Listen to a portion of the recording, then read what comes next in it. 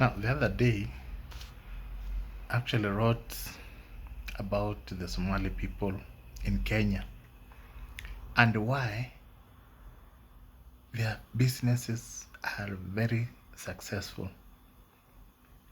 Why do you think? We have the answer in our previous video, and the video is going viral.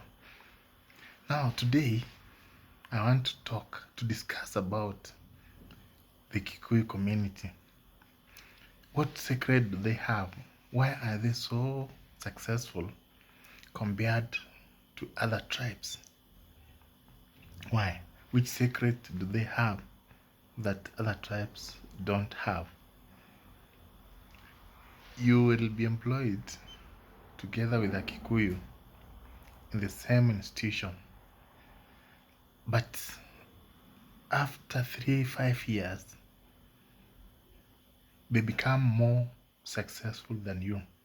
Now, in this video, we have raw details on why they're the richest. You know, the Kikuyus are the richest tribe in Kenya, and they control more than half of the assets in the country. Kiambu, Nairobi, where they live, majority of them contribute more than 70% of the nation's GDP. Now, why are they so successful?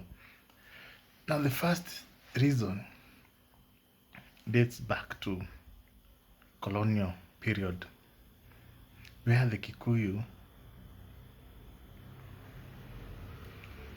did not have, the Kikuyu are like cases in terms of land. They don't have land. So they were left without land. This forced them to go out and look for a way to survive. In the process, they found out new ways to make money. When other tribes were sitting pretty without utilizing their land, the Kikuyu were in Nairobi and in abroad and other towns to look for money. And there's something you learn when you don't have big land, but you have knowledge. You know how to utilize your small land. Now, with that small asset they had, they managed to create wealth. So lack of land, enough land, forced them to come up with innovative ways to survive, and in the process they created wealth. That's the first thing. The second one also dates back to colonial period, where the Kikuyu intermarried with the Europeans who colonized Kenya. That mixture of races gave birth to intelligent children. Of course, you might agree or disagree, but the fact is, normally when you intermarry, the children who are born come with unique features. So you go even to Rift Valley, especially Nandi, where there was intermarriage. Those guys who are white have very successful businesses. You'll never find anybody doing badly. Very successful. The native Kikuyus are less successful. You know, those Kikuyus you see in the streets begging, and those ones who are very poor in the village, if you look at them, they are somehow different from other Kikuyus. These Kikuyus who are very brown, you might find a Kikuyu who is white. Those people are very, very successful. So that is the difference.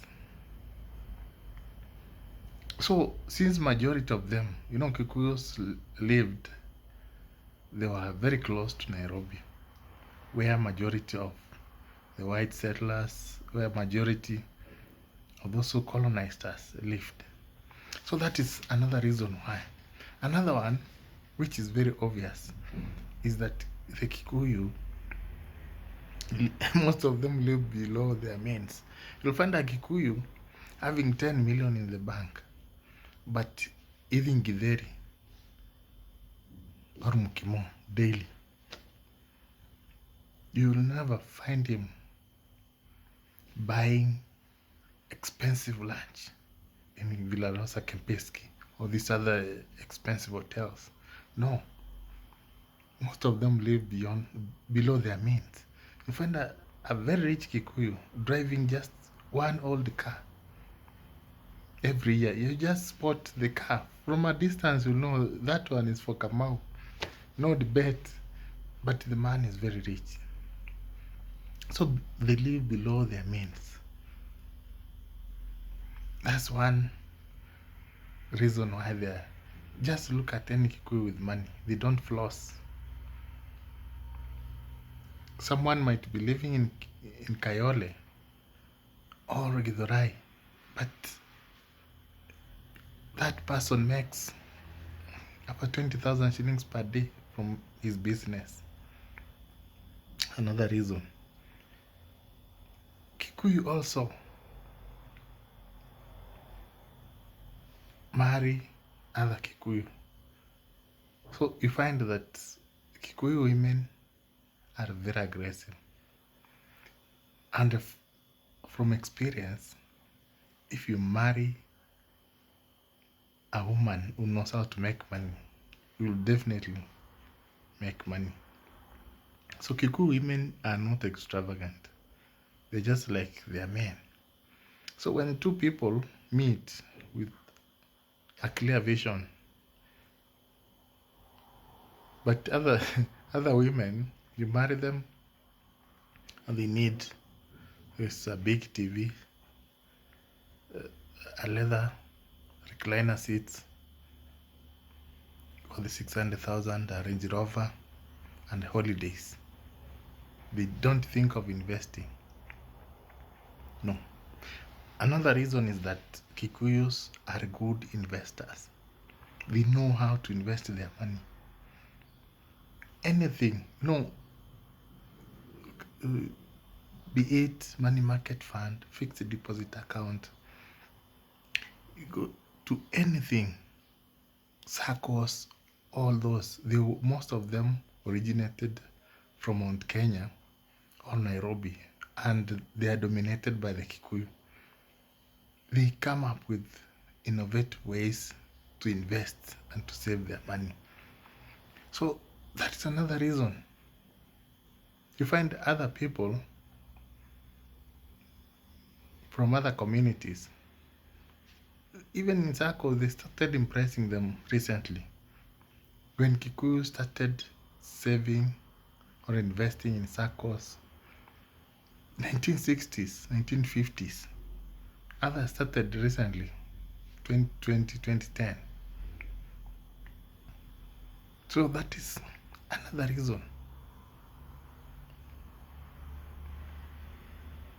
There's also something. When you interact with a Kikuyu, you meet a Kikuyu, interact with them, and they realize that you have idea, you have money. These people are good in networking, very good in networking, and they see far. If they realize you are an Kikuyu, you have money, you have friends, you also have networks, they'll be very, very close to you. They don't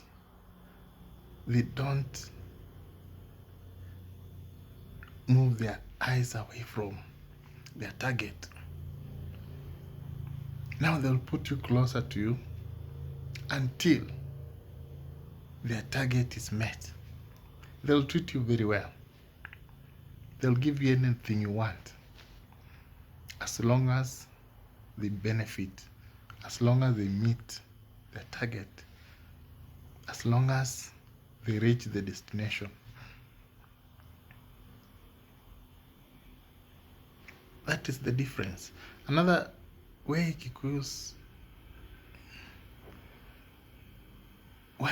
are very far ahead of other tribes is the idea of working together. Of course, there are some Kikuyus who don't want that, but other Kikuyus love each other. You'll see, even in music, go to communities like, go to Rift Valley, go to places like Kisii, Masai. Those musicians were there, very broke. They have nothing. They go to clubs, they're only given soda or beer. They're not paid. But compare to Kikuyu musicians, very rich, because they are supported by their own. They're very rich. But these others, you find a Kalenjin musician who is very popular in the village or in the region, but he's living in a madhouse. He has nothing, or she has nothing. But if a Kikuyu musician produces a good song, they'll all support them. And that is the major difference. That's the major difference. So those are actually some of the reasons I'll find they are very, very successful. Another one is they are close to Nairobi, very close to the source of money, source of raw materials, not raw materials, but machines and other tools needed to create wealth.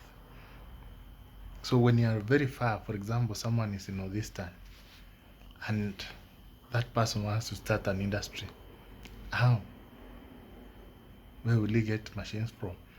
There is no even road network, good road network. But a Kikuyu who is in Kiambu and wants to sell something in Kiambu, from Kiambu to Nairobi is how many minutes? Very few. 20 minutes you are in Nairobi. So they're very, very close to Nairobi. And you know, when you are in Nairobi, money in circulation is very high. But when you are very far, the circulation of money is very low. Very low. And lastly, they are also hardworking. Do you know there are Kikuyus who don't even go for holiday? From January to December, you find them in their shop. But meet a law. He'll make 1 million starehe. Ikiisha ndio narudi. Narudi. So Kikuyus, they dedicate all their energy and the resources to deliver results. So that is the major difference. So people will argue that is because they have been very close to presidency. You know, they have produced 3 presidents out of 5. That is another reason, is because, you know, when you are close to presidency, there are other benefits like road networks will be good. So access to funds. You also get tenders, deals. That's another reason. So for those ones who want to comment, tell us why they are richer than other tribes.